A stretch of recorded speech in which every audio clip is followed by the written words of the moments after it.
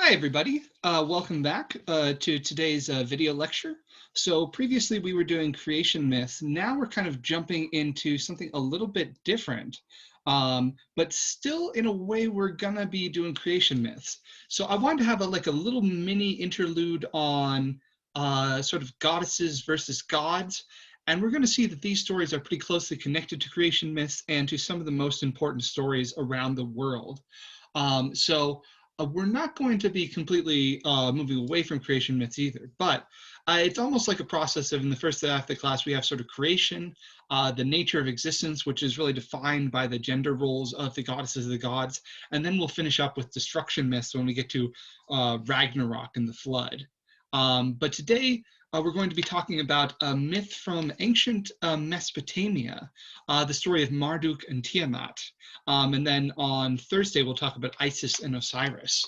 But I figured it might be good to give a little clarification for this one, because a lot of sort of regions we're more familiar with where they are, like, Norse, they're up here, Egypt is down here, we know approximately where Greece is. But I brought up the Google Earth world map here because I want to show you where Mesopotamia is and what part of the world we're talking about and kind of introduce that culture a little bit. Yeah, so here's Greece over here. Italy over here is where Rome is. And so we're going to be moving east over into this region of the world. So if you haven't come across it before, Mesopotamia is a word meaning between the rivers. And Mesopotamia is the land between the two rivers, the Tigris and the Euphrates, right here. You can kind of see them on the map here. This landscape looks a little bit different, a little more dried out than it did in ancient times. But this is one of the birthplaces of civilization, another one being Egypt over here with the Nile River. And we'll be looking at Egypt next. And so this birthplace of civilization of Mesopotamia has its own very distinct and unique culture. Gods here tend to be seen as very chaotic forces, especially in contrast to Egypt. In Egypt, the river floods at a regular time each year, or at least it used to until modern times. So you can rely on it. You can know what to expect with the Egyptian gods. With the Mesopotamian gods, you don't know what to expect because the rivers kind of flood randomly. They don't have a very fixed pattern. They can change a lot. And you can also see that there's kind of just this whole floodplain where the rivers just kind of flood various random regions here. And that changes around a lot too. So this very, very early civilization, talking about around 3000 BC is when they really got started, had this notion of these gods who were very chaotic, very wild, and difficult to please and difficult to control. And so you want to give them lots of gifts and pray to them to make them happy, so they will take pity on you and be nice to you, more or less. Whereas Egypt, you would just kind of expect that they would be nice to you. But the interesting thing about this region, which we call Mesopotamia, that's really the term for the whole region. But there have been many different civilizations here. The Sumerians were one of the very first. Then you had the Akkadians, the Babylonians. We kind of talked about them when we talked about the Jewish creation myth or the Abrahamic creation myth. And then eventually the Assyrians, the Persians, all of them have some sort of presence in this region.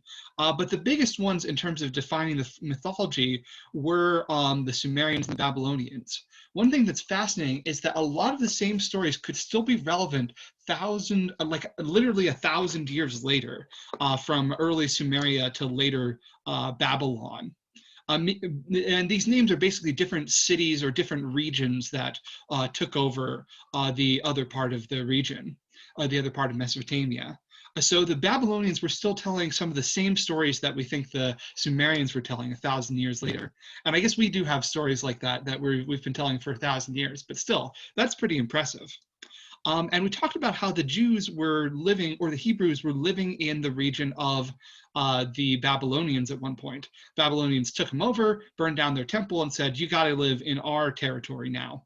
And that lasted for about a period of 50 years, and the Jews were influenced by the Babylonians. So that's all the background to this. I mentioned in the story of the Jewish creation that a lot of the ideas in it were influenced by Babylonian ideas. And today, we're going to actually be looking at the creation myth as recorded in Babylon.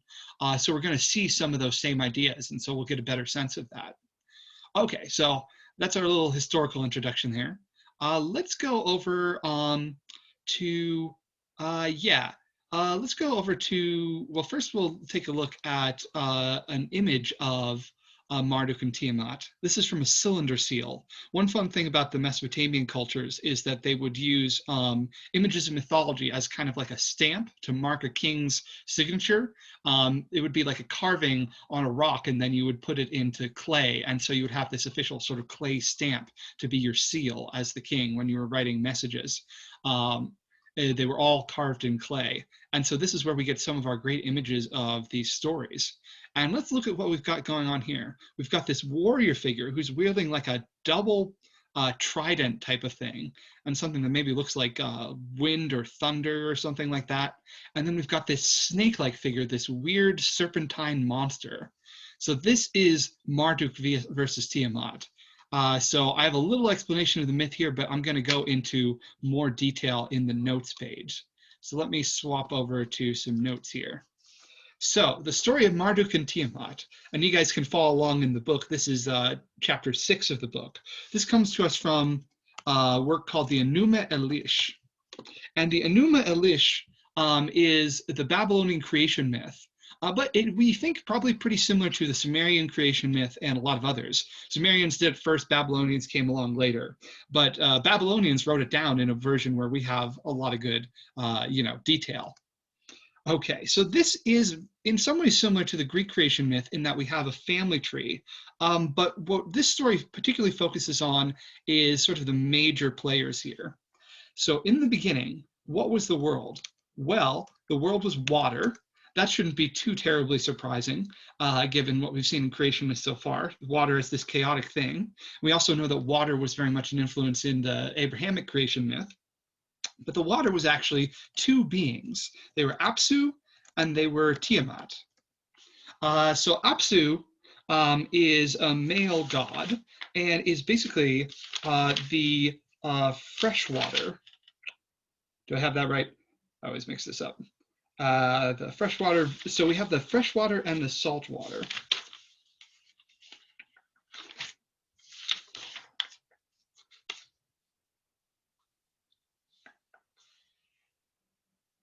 Yes, okay, that's what I thought. So Apsu is the freshwater.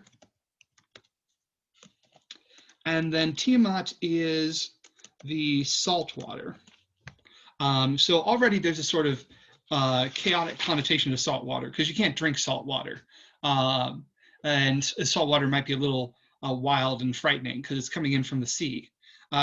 Mesopotamia, pretty near the sea as well, what we now call the Arabic Gulf or the Persian Gulf. But near there, you were getting salt water coming into the rivers, but the rivers also flowed all the way to the sea. And so Apsu and Tiamat are both kind of present in that image. And so this is our original creation, which is just fascinating. It's not, the earth and the sky. It's two different kinds of the water, which shows the importance of water in this culture. All right. So these are our primordial couple we have at the very beginning, and they have children. And we're not going to mention all of them, but one of the most important is one of the most important sets of children that come out of there are Anshar and Kishar. And as with the Greek mythology, we've got lots of sibling intermarriage. And so then from Anshar and Kishar, we have Anu, and not mentioned in this story, but we think Ki is the other one, the female. And then from Anu and Ki, we have a god who is known as two wildly different names, Nudimmud.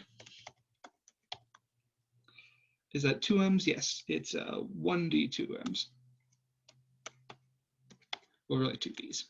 But he's also known as Ea, and frankly, I think that's a lot easier to say. And that's how the story mostly refers to him, is as Ea. Ea marries Damkina,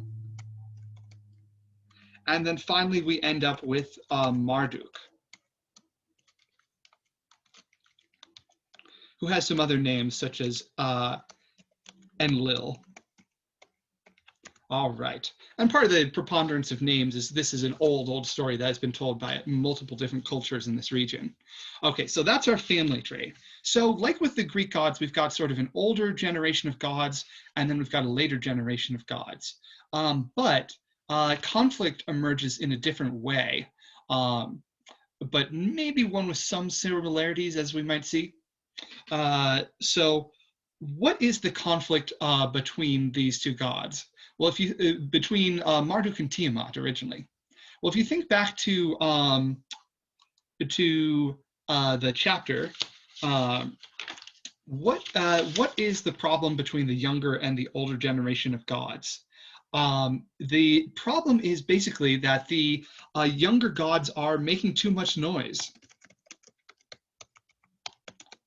Indeed, they are literally just having a loud party, and that irritates the older gods way, to a ridiculous degree, which shows that having loud parties and annoying people is something that goes back thousands and thousands of years. So this is Apsu's complaint about the younger gods. At this point, Tiamat does not have any beef with the younger gods. It's just Apsu. Tiamat, in fact, almost seems to be like a loving mother figure because, of course, she is the grandmother and great-grandmother of all these generations of gods. So Apsu is getting angry, and Tiamat says, pleads, Apsu, don't do anything, don't destroy them because they're being too noisy. But Apsu says, I'm gonna do it. And so Apsu goes up against the gods, the younger gods.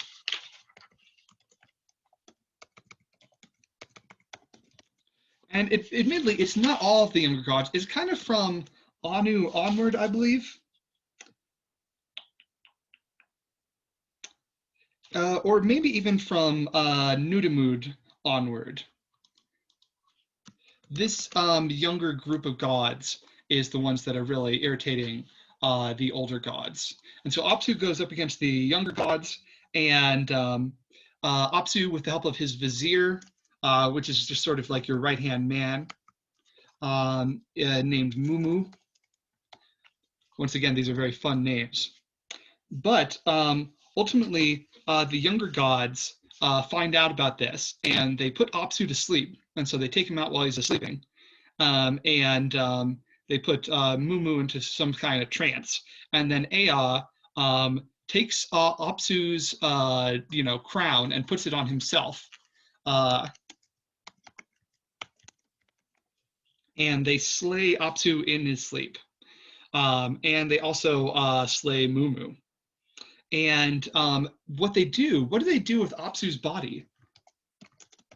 They basically turned into a place called Apsu, which we could kind of think of as similar to Mount Olympus or heaven, the home of the gods. And so from this point onward, Apsu is just the name of the realm where the gods inhabit. And the house of the gods is another way to phrase it. And so you kind of wonder if it started off where people just said that that was the name of the house of the gods, and then later they named this character, this sort of great-grandfather figure after him. Okay, but now we've got some problems because Tiamat is angry. They killed her beloved freshwater partner Apsu, and so now she has beef with the younger gods. She is angry at the other gods, and now she's like, well, you know what? Maybe I am going to destroy you. So she is going to try to destroy the younger generation of gods. Okay, that sounds like a good sort of cliffhanger. So why don't we make that the breakpoint for this video? And in the next video, we'll find out what happens when the gods go up against their grandmother, Tiamat.